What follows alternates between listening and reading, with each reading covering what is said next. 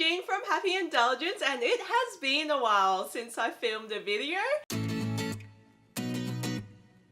I've had a super busy week and I've had a super busy month.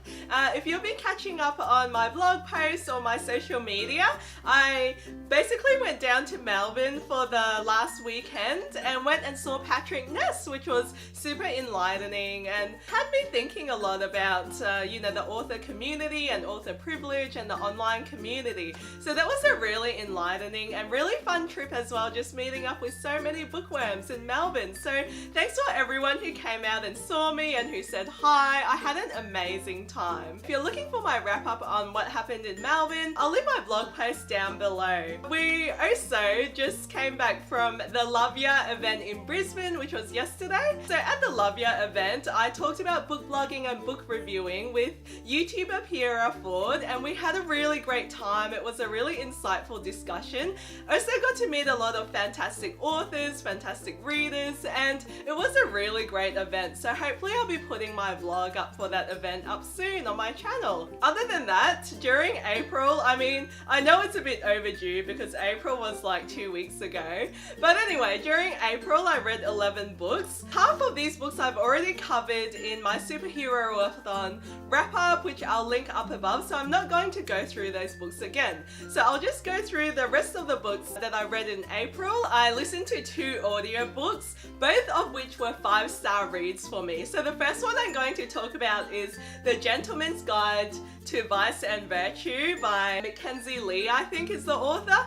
Oh my gosh guys, I've heard so much about this book. There's great bisexual rep in there. There's so much snark and banter between Percy and the main character as well. He obviously is in love with his best friend, but he thinks his best friend doesn't know and doesn't return his feelings. And these 2 gentlemen just get up to all these like random hijinks. It's set in like historical London times, so they have to be proper gentlemen, but all Monty wants to do is just drink and have fun and get up to things with the opposite sex or the same sex. And I loved it so much because he had just a really witty point of view and he's really cocky and arrogant and snarky, but I just loved it because Percy, on the other hand, he's such a cute cinnamon roll, and I just love seeing how the 2 of them dance around each other with their feelings, and it's just a really great time. Even though it's a long book, which is what put me off at first, I ended up really loving it. And I learned that the audiobook is actually narrated by Christian Colson, who is also Tom Riddle in the Harry Potter movies actually. So yeah, so I really enjoyed that one and gave it 5 stars. I can't wait to own the hardback book as well. The next 5-star audiobook that I listened to was The 7 Husbands of Evelyn Hugo by Taylor Reed Jenkins. Oh my gosh guys, I've heard so many people raving about this and now I know why. And it's not normally the type of book that I would pick up, but since so many people love this book and they say that there's great bisexual rep, I was curious and I had to pick it up. And I was so glad that I loved it. It's about this woman called Evelyn Hugo, and she's a Hollywood starlet, and she's being interviewed by a young journalist about her life that's gone, where she had 7 husbands and she was like a really successful Hollywood bombshell. But basically she has a huge secret. Obviously she's bisexual, and it was just really written in such an engaging way that you are so curious about this woman, and you can see the appeal from the journalist's point of view, and you can see why so many people are in love with her, because she's got this naivety about her where she totally knows that she's attractive and she knows how to work her looks. This book has a bit of a twist in it as well at the end, and I was shocked. I didn't see it coming. Lots of snippets from the past as she tells these interviews about what happened in her past and how she's come to be and why she's getting this journalist to write her life story. So I really enjoyed this story. I'm really glad I listened to it in audiobook as well, because the audio format was perfect for it. The narrators were really, really good, especially Evelyn Hugo as well. So I ended up giving this 5 stars, and I really recommend it if you're just looking for like a really different read, one that's really engaging with a lot of mystery and intrigue and that old school Hollywood glamour as well. Now onto some of the the physical books that I loved. So I picked up The Seven Deaths of Evelyn Hardcastle by Stuart Turton, and I had heard from some of my BookTube and Goodreads friends that this was a book they really enjoyed. So this is actually an adult thriller mystery. It's really hard to describe. I would probably describe it as like a sci-fi Groundhog Day Cluedo. I know that's really hard to believe, but it's basically about this character who wakes up in this house and has to repeat the same day over and over again, and he's trapped in a time loop. But the interesting thing is that he wakes up as a different character in the house, and the purpose is to solve a mystery of a girl dying that his first character witnesses.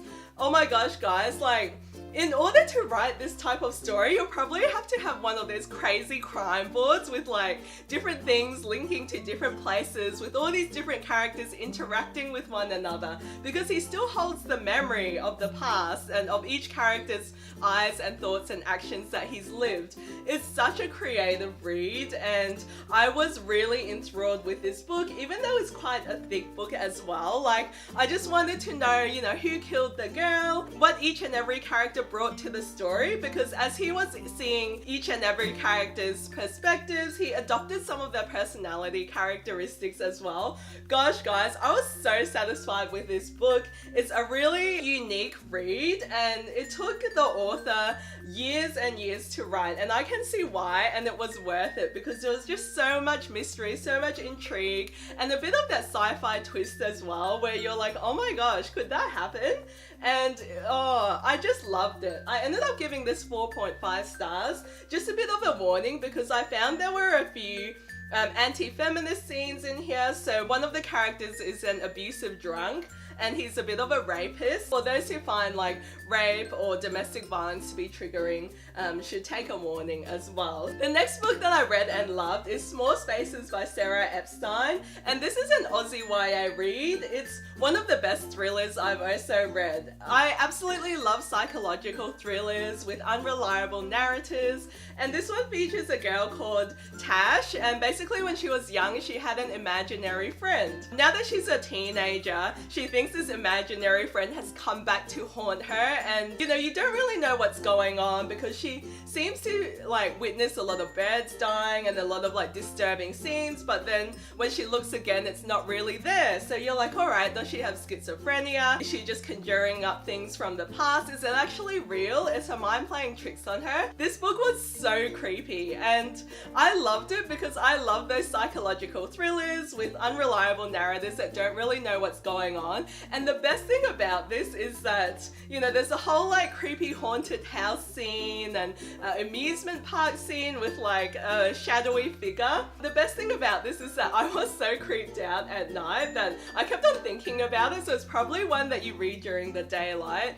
But the ending was so good. Like, usually with psychological thrillers, it's more about the journey. I've read so many of them that I'm usually let down like when I get to the end, but not the case with this one. I was like, maybe that's actually plausible, and I couldn't believe it. It had such a great ending, everything wrapped up, a perfect twist. I really love this one, and I think I'll bring up the rating to 4.5 stars. The next book that I read is To Kill a Kingdom by Alexandra Christo, who is an ex-book blogger. This is basically a dark Little Mermaid retelling. It's about a character called Lyra who's a siren. She has really ambitious goals to overtake the kingdom and to defeat her mother and basically control the whole like underwater universe. So it's really great to have like a Slytherin as the villain protagonist. And what happened is Lyra basically needs to rip out the prince's heart, and the prince is called Prince Alien.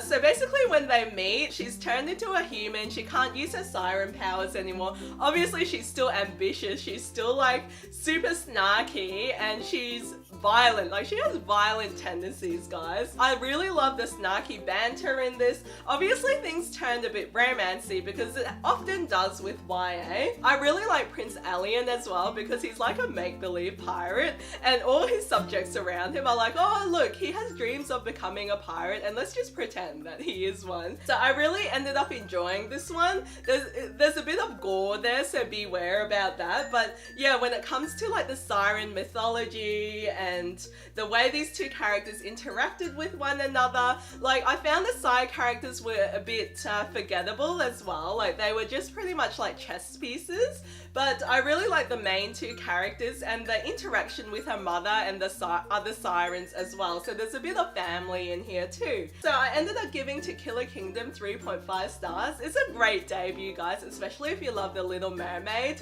and siren mythology as well. The last book I read during April is Whisper by Lynette Noni, and I was actually really excited to read this book because it's a new Aussie YA book. It will be released in America as well, and I believe that's the first book that Lynette Noni will have published overseas. So Whisper is basically about a girl that she's mute from the start, so you don't know whether it's because of selective mutism or because she can't speak because she's a test subject.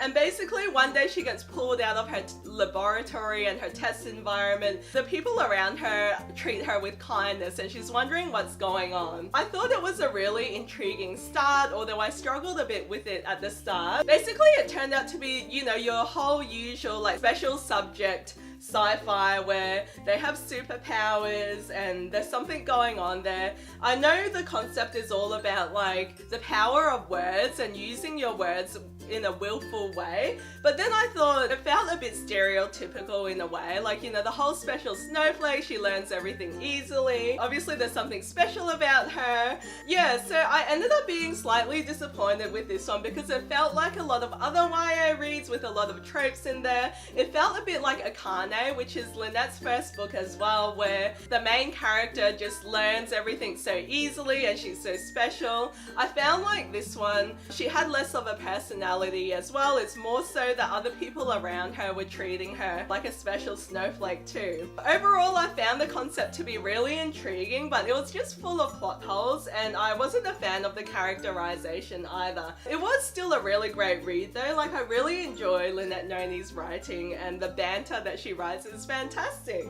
So I ended up giving Whisper 3 stars. So here's some of the books that I've talked about during my April wrap up, and I hope you guys enjoy my thoughts on these books. I have more in-depth reviews on the books going up on my blog at happyindulgencebooks.com. So if you enjoyed this video, please give me a thumbs up, subscribe to my channel if you want to see more. Thanks guys, I'll see you guys next time, bye.